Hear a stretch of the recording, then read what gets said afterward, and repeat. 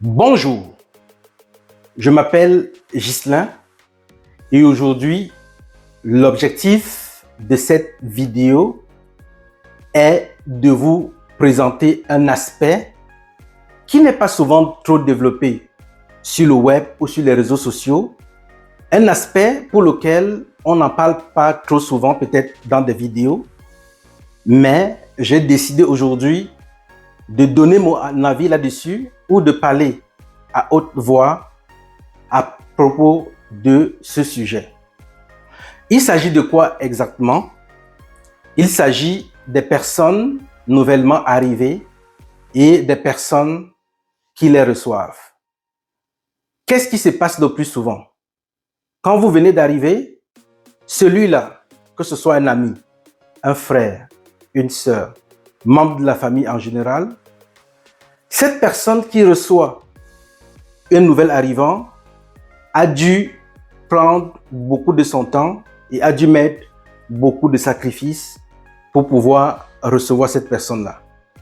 Le plus souvent, on dépense beaucoup de temps pour aller à l'aéroport, attendre et recevoir cette personne-là. On prend beaucoup de son temps pour pouvoir guider cette personne dans des procédures administratives. On prend beaucoup de son temps pour montrer à cette personne comment magasiner ou comment faire la recherche de certains éléments importants dans l'intégration. Mais malheureusement, au bout d'un an, 2 ans, on se rend compte que ces personnes ne s'entendent plus du tout. Mais la réelle question à se poser, qu'est-ce qui s'est passé entre-temps? Comment est-ce qu'on peut recevoir quelqu'un, l'aider à s'intégrer, mettre de son temps pour faciliter son intégration et quelques années plus tard, ces personnes ne se parlent plus et ces personnes sont presque en combat. Le plus souvent, c'est parce que ces deux personnes ont eu des divergences sur certains aspects. Et compte tenu du feedback que j'ai eu à recevoir, le plus souvent, sans tirer sur X ou Y, c'est parce que celui qui a été reçu a refusé catégoriquement de suivre un certain chemin. Je tiens à le dire, et c'est important, il est toujours bon de respecter la personne qui vous a reçu. Pourquoi? Parce que cette personne-là vous aime. Cette personne a sacrifié beaucoup de choses pour vous recevoir. Déjà, le fait de programmer le voyage avec vous, de communiquer régulièrement avec vous, de venir vous chercher un appartement, tout, ce n'est pas donné à n'importe qui. Il doit falloir porter de l'amour pour cette personne pour faire ces ajustements. Mais cependant, ça ne veut pas dire que c'est parce que X ou Y vous a reçu que cette personne-là doit vous imposer votre chemin d'intégration ici. C'est la raison pour laquelle je dis toujours à ces personnes qui sont encore à l'étranger et qui veulent venir, ou des personnes qui sont nouvellement arrivées, d'être charismatiques. Je tiens à rappeler quelque chose. Ma vidéo n'a pas pour objectif d'opposer des personnes. Non. Parce qu'il faut toujours donner de l'amour aux autres. Et c'est d'ailleurs parce que j'ai beaucoup d'amour à donner, c'est parce que j'ai beaucoup de conseils à vous donner, que je fais cette vidéo-là pour vous aider à anticiper sur certains aspects. Donc, ce que je disais tantôt, c'est pas parce qu'on vous a reçu qu'on doit vous imposer un chemin. Il faut être charismatique. Et j'explique le sens du charisme dans ce cadre-ci. Le charisme sera le fait de prendre vos propres décisions, de sortir de votre zone de confort pour éviter de trouver des boucs émissaires plus tard. Pourquoi? Parce que si vous suivez le chemin de votre ami, membre de la famille qui vous a guidé, supposons dans un domaine de formation, et que vous ne réussissez pas dans ce domaine-là, vous allez en vouloir à cette personne de façon permanente. Et il est même démontré que ceux-là qui n'ont pas été charismatiques au départ de leur intégration ont dû changer des formations plusieurs fois.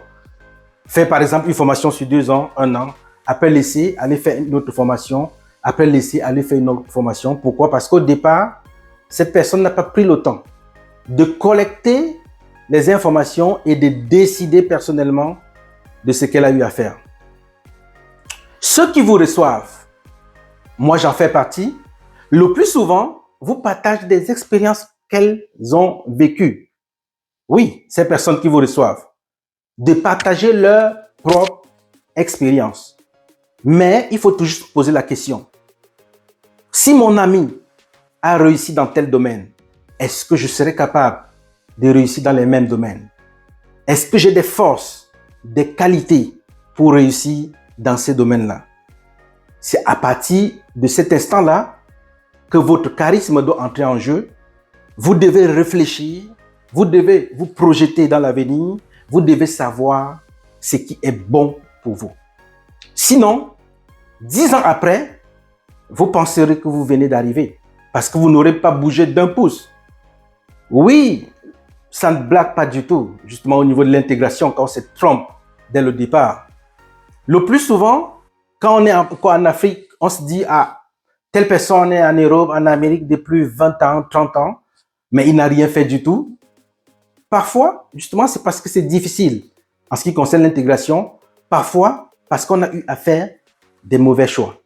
Donc, l'objectif de cette vidéo, quand vous venez d'arriver, 1, soyez charismatique. Apprenez à dire non quand une situation ne vous arrange pas. Apprenez à être clair dans votre communication et apprenez à décider. Sortez de votre zone de confort. Ne vous cachez pas derrière votre ami ou derrière le membre de la famille qui vous a reçu. Mettez-vous en avant, prenez vos décisions, assumez vos réussites et assumez vos échecs. C'est très important de pouvoir assumer sa réussite et d'assumer aussi l'échec. Deuxième élément, il faut toujours garder un amour pour celui-là qui vous reçoit, même si vous êtes en divergence. Pourquoi? Parce que c'est la main qui vous a guidé au départ.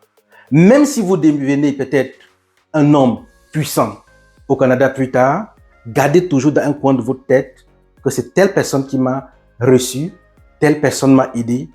C'est très important, cette petite reconnaissance. Mais cependant, soyez strict avec ce que vous devez faire. Gardez votre charisme, faites vos choix et avancez. Oui, à la suite de la vidéo qui vous donne beaucoup de conseils sur comment vous intégrer, sur comment vous comporter avec des personnes qui vous reçoivent. Si vous êtes à l'étranger et que vous souhaitez être en contact avec des organismes qui peuvent vous aider dans votre intégration facilement, tout ce que vous avez à faire, c'est d'aller sur splendidbiz.com et cliquer sur entreprise. Et en plus, vous aurez cette page qui doit s'ouvrir.